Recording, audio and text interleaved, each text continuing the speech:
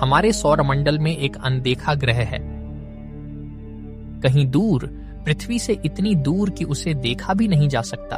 एक रहस्य छुपा है जिसे वैज्ञानिक पिछले 100 वर्षों से सुलझाने की कोशिश कर रहे हैं। यह है प्लैनेट 9।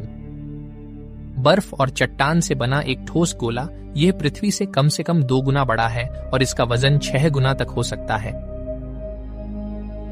प्लैनेट 9 सूर्य की परिक्रमा नेपच्यून और प्लूटो से भी कहीं ज्यादा दूर करता है और यह पृथ्वी से सूर्य की दूरी के मुकाबले 500 गुना तक दूर जा सकता है। और वास्तव में यह लगभग 16 डिग्री के कोण पर झुका हुआ है, जो बाकी सभी ग्रहों से अलग है। इसकी कक्षा इतनी लंबी है कि प्लैनेट 9 को एक चक्कर पूरा करने में 15,000 साल तक लग सकते हैं। यहाँ तक कि इतनी दूर एक बहुत बड़ा पिंड भी लगभग असंभव है कि देखा जा सके। हमें यह सोचकर धोखा दिया गया है कि हम अपने सौरमंडल के बारे में सब कुछ पहले ही जान चुके हैं, लेकिन सच्चाई यह है कि हमने तो अभी बस सतह को ही छुआ है। अब आप सोच रहे होंगे, अगर हम किसी चीज को देख नहीं सकते तो हमें कैसे पता चलता है कि वह वहां है? यह एक उचित सवाल है और वास्तव में यह हमारे कुछ सबसे महत्वपूर्ण खगोलीय खोजों के पीछे वैज्ञानिक पद्धति का एक बड़ा हिस्सा है। ये सब कुछ यूरेनस से शुरू होता है। सूर्य से 7वां ग्रह सबसे पहले एक व्यक्ति विलियम हर्शल द्वारा 1781 में खोजा गया था, जब उन्होंने अपने घर के पिछवाड़े में बने एक खुद के टेलीस्कोप से इसे देखा था। वह नए ग्रहों की तलाश नहीं कर रहे थे, वास्तव में वह धूमकेतुओं की तलाश कर रहे थे और शुरुआत में उन्होंने यूरेनस को भी एक धूमकेतु ही समझा, जब तक कि यह साबित नहीं हो गया कि यह उससे कहीं बड़ा कुछ है। नया ग्रह खोजने का यह भी एक तरीका है, संयोग से, लेकिन यह तरीका बिल्कुल भी दोहराया नहीं जा सकता। अब हर्शल यूरेनस को देखने वाले पहले व्यक्ति नहीं थे। इस समय तक यह दशकों से तारामंडल के नक्शों पर दिखाई दे रहा था। यह बस इतना धुंधला और इतनी धीमी गति से चल रहा था कि किसी ने भी इसे पहले सही से नोटिस नहीं किया था। लेकिन जैसे जैसे वैज्ञानिकों ने यूरेनस की कक्षा को ट्रैक करना जारी रखा, उन्होंने देखना शुरू किया कि यह बहुत अजीब तरीके से व्यवहार कर रहा है। अपनी कक्षा के कुछ बिंदुओं पर ग्रह की गति कभी तेज हो जाती थी तो कभी धीमी, जैसे कि कोई चीज उसे खींच रही हो। इसका तकनीकी शब्द है पर्टर्बेशन। इसका मूल अर्थ यह है कि अंतरिक्ष में वस्तुएं अपने आप अजीब व्यवहार नहीं करती, कोई बाहरी शक्ति उन्हें ऐसा करने के लिए प्रभावित करती है। तो यूरेनस को कौन परेशान कर रहा है, इसका पता लगाने के लिए हम साल 1846 में आगे बढ़ते हैं। 2 खगोलविद अर्बेन ले वेरियर और जॉन काउच एडम्स यह निष्कर्ष निकालते हैं कि बाहरी सौरमंडल में कोई अज्ञात ग्रह है जो यूरेनस के अजीब व्यवहार के लिए जिम्मेदार है, और उन्होंने कक्षीय यांत्रिकी और पुराने जमाने के गणित का उपयोग करके यह सटीक रूप से गणना की गई कि वह रहस्यमय ग्रह कहाँ स्थित हो सकता है। तो जर्मनी में एक और खगोल शास्त्री जोहान गाले ने अपने टेलीस्कोप को ठीक उसी जगह पर लगाया जहां इस नए ग्रह के होने की भविष्यवाणी की गई थी, और उसे खोजने की कोशिश में कुछ ही घंटों के भीतर उसने नेपच्यून को देख लिया, जो सूर्य से 8वां ग्रह है, और यह पहली बार था जब किसी ने उसे देखा था। एक बार यह खोज हो जाने के बाद लोगों को यह विचार आया कि नए ग्रहों को खोजने के लिए गणित का उपयोग करना, टेलीस्कोप को यूं ही कहीं भी घुमा देने और कुछ महत्वपूर्ण दिखने की उम्मीद करने से कहीं बेहतर तरीका है। उन्होंने और भी अजीब गड़बड़ियों की तलाश शुरू कर दी, और उन्हें एक गड़बड़ी वास्तव में नेपच्यून की कक्षा में ही मिल गई। ऐसा लग रहा था कि उसमें थोड़ी सी डगमगाहट है, तो अब प्लैनेट 9 की खोज शुरू हो गई। और इसी तरह हम 1930 के वर्ष में पहुंचते हैं, जब प्लूटो की खोज हुई, जो पहले सूर्य से 9वां ग्रह कहलाता था। यहीं पर हमें शायद एक शब्द से परिचित होना चाहिए, जिसे प्रेक्षणीय पक्षपात, ऑब्जर्वेशनल बायस कहा जाता है।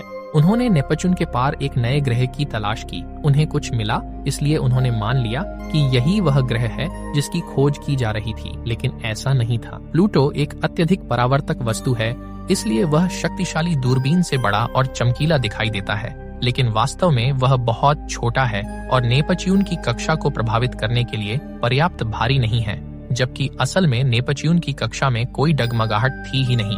वह तो बस मापने में हुई एक गलती थी, लेकिन इससे नए ग्रहों की खोज रुक नहीं गई। इसका मतलब बस इतना था कि खगोलविदों को अब कोई नया ग्रह खोजने के लिए और भी ज्यादा मेहनत करनी होगी, और फिलहाल हम इसी स्थिति में हैं। पिछले 3 दशकों में गहरे सौरमंडल में, जिसे हम कुइपर बेल्ट के नाम से जानते हैं, नई खोजों की बाढ़ आ गई है। यही वह जगह है जहां प्लूटो स्थित है, लेकिन यहाँ बर्फ और चट्टानों की अविश्वसनीय रूप से बड़ी संख्या में अन्य संरचनाएं भी मौजूद हैं। अगर आप पैमाने का अंदाजा लगाना चाहें तो कुइपर बेल्ट में शायद हजारों प्लूटो के आकार की वस्तुएं हैं। हमने उनमें से कुछ ही की पहचान की है, लेकिन अधिकांश अब भी खोजे नहीं गए हैं। और फिर वहाँ कम से कम 100 अरब अन्य वस्तुएं भी हैं जिनका आकार कम से कम 1 किलोमीटर है। अब हमारे संदेहास्पद प्लैनेट 9 का स्थान कुइपर बेल्ट से कहीं बहुत दूर है, लेकिन अगर वह वहाँ है तो हमें उस विशाल ग्रह के गुरुत्वाकर्षण का प्रभाव दूरस्थ कुइपर बेल्ट की वस्तुओं पर दिखाई देना चाहिए। और यही वह बात है जिसे कैलिफोर्निया इंस्टीट्यूट ऑफ टेक्नोलॉजी के 2 खगोलविदों ने 2016 में खोजा था, ऐसा उनका विश्वास था। माइक ब्राउन और कॉन्स्टेंटिन बार्टेगिन ने कुइपर बेल्ट के बाहरी किनारे पर वस्तुओं का एक अजीब समूह देखा। वे सभी एक लंबी झुकी हुई कक्षा में एक साथ समूहित थे, जो बिल्कुल भी ऐसे नहीं लग रहे थे जैसे कि सूरज के चारों ओर घूमती हुई बेतरतीब चीजें हों। ऐसा लग रहा था जैसे कोई बाहरी शक्ति इन वस्तुओं को एक बहुत ही विशिष्ट संरेखण में निर्देशित कर रही हो। और जितनी अधिक कुइपर बेल्ट की वस्तुएं खोजी जाती हैं, उतना ही अधिक ऐसे अजीब व्यवहार सामने आते हैं। ये अजीब व्यवहार खगोलविदों ने देखना शुरू किया। उन्होंने ऐसी चीजें पाईं जो सूर्य के चारों ओर बीच में नहीं, बल्कि ऊपर और नीचे की ओर घूमती थीं, और ऐसी चीजें भी थीं जो बाकी सभी परिक्रमा करने वाले पिंडों के विपरीत दिशा में चलती थीं। और ठीक वैसे ही जैसे पुराने समय में नेपच्यून की खोज के दौरान हुआ था, इन वैज्ञानिकों ने गणना की है कि इन सभी अजीब व्यवहारों के पीछे एक बड़ा स्रोत जरूर होना चाहिए। इसे करने के लिए उन्होंने एक कंप्यूटर सिमुलेशन का इस्तेमाल किया। ये सिमुलेशन सौरमंडल की एक कच्ची अराजक अवस्था से शुरू हुआ, जैसी कि तब रही होगी जब ग्रहों का हाल ही में निर्माण हुआ था। फिर उन्होंने उस प्रारंभिक सौरमंडल के सामने 2 संभावित परिदृश्य रखे। एक में प्लैनेट 9 शामिल है और एक में नहीं। पता चला कि जब सिमुलेशन में प्लैनेट 9 को शामिल किया जाता है तो कुइपर बेल्ट की सभी दूरस्थ वस्तुएं ठीक उसी तरह से पंक्तिबद्ध हो जाती हैं जैसा कि हम आज असली सौरमंडल में देखते हैं। तो उस अध्ययन के अनुसार लगभग 99.6% निश्चितता है कि प्लैनेट 9 वास्तव में मौजूद है। अब एक बात जो यह सिमुलेशन स्पष्ट नहीं करता वह यह है कि आखिर हम सूरज से इतनी दूर एक बड़ा ग्रह कैसे फंसा हुआ पा रहे हैं।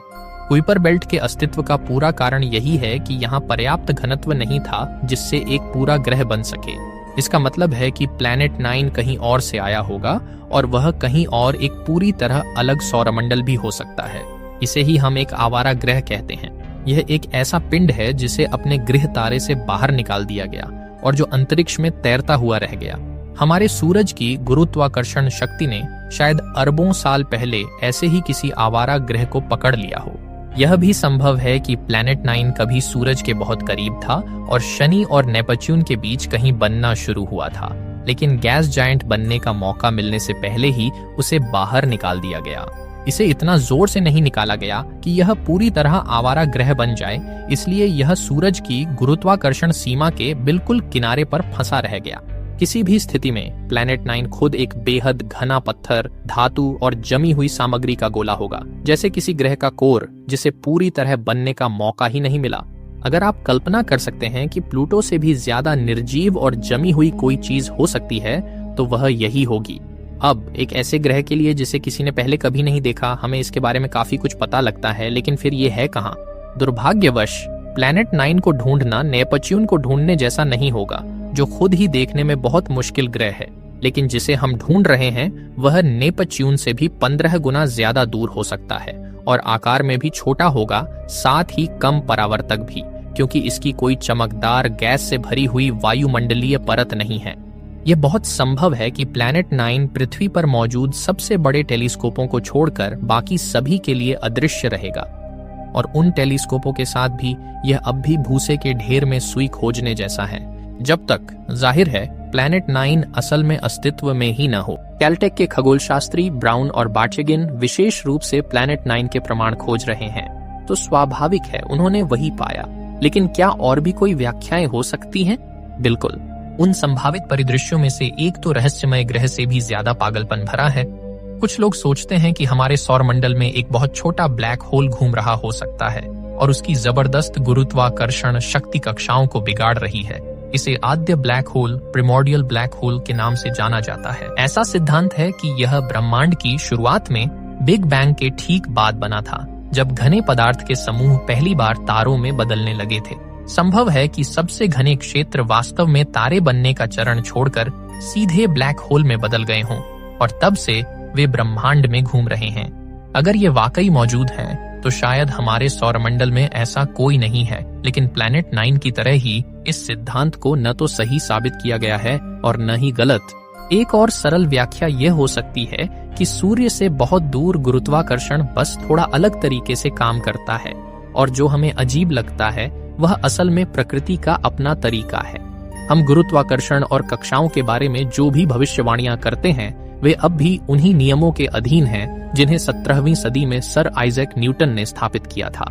लेकिन न्यूटन ने कभी भी सूर्य से आगे शनि ग्रह से दूर की कोई चीज नहीं देखी थी, तो संभव है कि उन्होंने कुछ बातें मिस कर दी हों। हम खुद को यह सोचकर धोखा देते हैं कि हम सौरमंडल के बारे में सब कुछ जानते हैं, सिर्फ इसलिए क्योंकि हम अपने पास की बहुत सी चीजें देख सकते हैं। लेकिन जितना अधिक हम बाहरी सीमाओं में खोजते हैं, उतना ही हमें पता चलता है कि हम कितना नहीं जानते। लेकिन बहुत जल्द हम और भी बहुत कुछ जानने वाले हैं।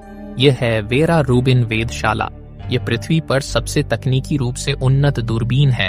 इसमें अब तक की सबसे बड़ी और सबसे उच्च रिजोल्यूशन वाली डिजिटल कैमरा है, और यह एक मोटर चालित प्रणाली से जुड़ा हुआ है, जिससे यह दूरबीन हर 3 दिन में एक बार पूरे दृश्य रात के आकाश की तस्वीर ले सकती है। वेरा रूबिन ने पहली बार 2025 की गर्मियों में संचालन शुरू किया, और इसका लक्ष्य अगले 10 वर्षों तक बार बार रात के आकाश के ये सुपर हाई रेजोल्यूशन स्कैन बनाते रहना है। तो हमारे पास अंत में अंतरिक्ष में हर चीज का एक टाइम लैप्स वीडियो होगा, और जब हम वह वीडियो बनाएंगे तो हमें अजीब वस्तुओं को खोजने के लिए अब और तलाशने की जरूरत नहीं होगी। वे अपनी उपस्थिति इन प्रेक्षणों में खुद ही जाहिर कर देंगी। तो हम निश्चित रूप से नई धूमकेतु, इंटरस्टेलर वस्तुएं, पृथ्वी के पास के एक क्षुद्र ग्रह जैसी चीजें जरूर पाएंगे, और अगर वहां कोई 9वां ग्रह है तो हम उसे भी ढूंढ लेंगे।